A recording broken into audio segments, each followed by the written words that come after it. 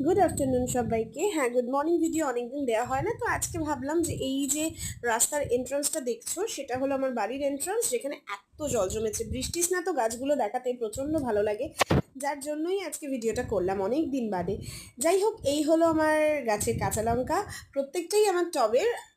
আর এই হলো আমার গাছে উচ্ছে হয়েছে, যেটার জন্য আমি ভীষণ খুশি। এরকম ভাবে উচ্ছেটা ঝুলে থাকে, ইভেন অনেকগুলো উচ্ছে হয়েছে। যেহেতু মাচা করা, সেহেতু আমি প্রত্যেকটা উচ্ছে ঠিক মতন দেখাতে পারিনি, কিন্তু তবুও আমি দেখানোর চেষ্টা করেছি। দেখো, উচ্ছেগুলো পেকে পর্যন্ত গেছে, এমনকি অনেক বেবি উচ্ছেও হয়েছে। তো যেহেতু মাচা করা, সেহেতু আমি পুরো এক্স্যাক্টলি স্পেসিফিক ভাবে দেখিয়ে উঠতে পারিনি। এই হলো আমার টবে বসানো নতুন পুদিনা গাছ, যেটা ফনফন করে বেড়ে উঠছে। আর এই হলো কারি পাতা গাছ, হ্যাঁ, যেটা অ্যাজ ইউজুয়াল ভীষণ সুন্দর লাগে, আর এরকম ভাবেই সবসময় হয়ে থাকে। আর এই হলো যেই লাল পাতাগুলো দেখতে পাচ্ছ, সেটা হলো আমার গোলাপ গাছের পাতা।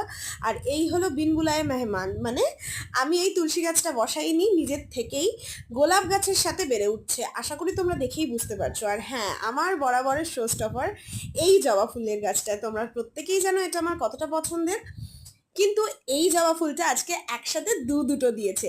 প্রকৃতির কি অপরূপ দান, তাই না? সত্যি আমার নিজের মনটাও ভীষণ ভালো হয়ে গেছিল। এইটুকুনি একটা গাছ দুটো এত সুন্দর ফুল দিয়েছে, কি বলবো।